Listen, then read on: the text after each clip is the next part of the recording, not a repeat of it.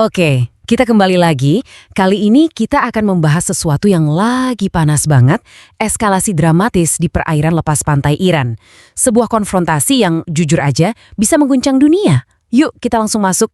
Di pusat cerita kita hari ini cuma ada satu angka ini, 8. Kelihatannya sederhana kan? Tapi angka inilah yang jadi pemicu dari semua drama yang terjadi. Jadi apa sih artinya angka 8 ini? Nah ini dia jawabannya. 8 kapal tanker minyak, semuanya dicegat sama Angkatan Laut Amerika Serikat dalam sebuah operasi yang cepat dan tegas banget. Inilah peristiwa yang akan kita bedah sampai tuntas. Oke, mari kita mulai dari awal. Apa sih yang sebenarnya terjadi di perairan Iran dalam beberapa hari terakhir ini? Jadi, menurut laporan dari The Wall Street Journal, ke-8 kapal tanker ini dihentikan pas mereka lagi mau masuk atau baru aja keluar dari pelabuhan Iran. Ini artinya apa? Ini bukan insiden acak, tapi sebuah operasi yang terkoordinasi dengan baik. Pertanyaan terbesarnya sekarang, kenapa harus sekarang? Apa yang memicu langkah sedrastis ini? Yuk kita lihat urutan kejadiannya. Wah, ini semua kejadiannya cepet banget. Coba lihat, dimulai akhir pekan lalu, waktu perundingan damai di Pakistan gagal total. Nggak lama setelah itu, Presiden Trump langsung mengumumkan blokade. Dan hari Seninnya, Angkatan Laut AS udah bergerak di lapangan. Cepet banget kan? Oke, sekarang kita udah tahu apa yang terjadi dan kenapa. Selanjutnya, kita lihat gimana caranya operasi ini dijalankan. Maksudnya, gimana cara militer AS nyetop kapal-kapal tanker segede itu di tengah laut? Ternyata, prosesnya itu simple banget dan sama sekali nggak konfrontatif.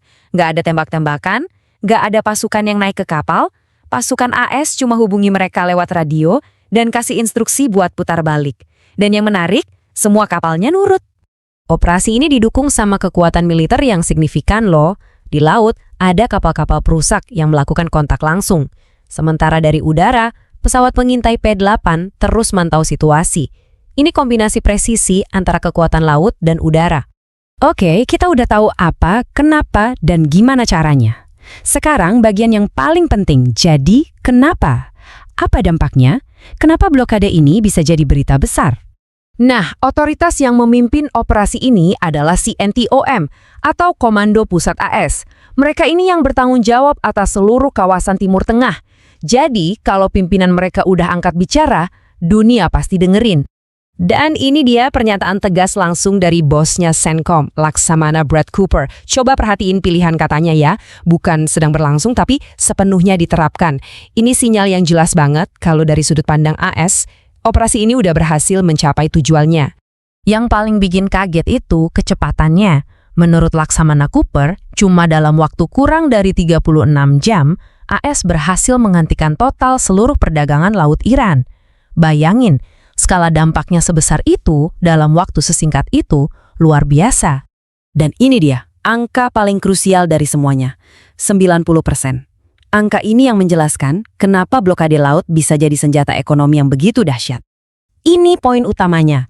Menurut Kepala CENTCOM, 90% ekonomi Iran itu bergantung pada perdagangan laut.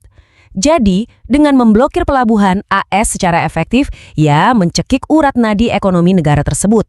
Pertaruhannya benar-benar tinggi. Setelah kita paham semua ini, pertanyaan terbesarnya tentu saja, terus apa langkah selanjutnya? Jadi, kalau kita rangkum, blokade laut AS terhadap Iran sedang aktif, pemicunya karena diplomasi gagal. Amerika mengklaim udah berhasil menyetop total perdagangan laut yang jadi penopang 90% ekonomi Iran.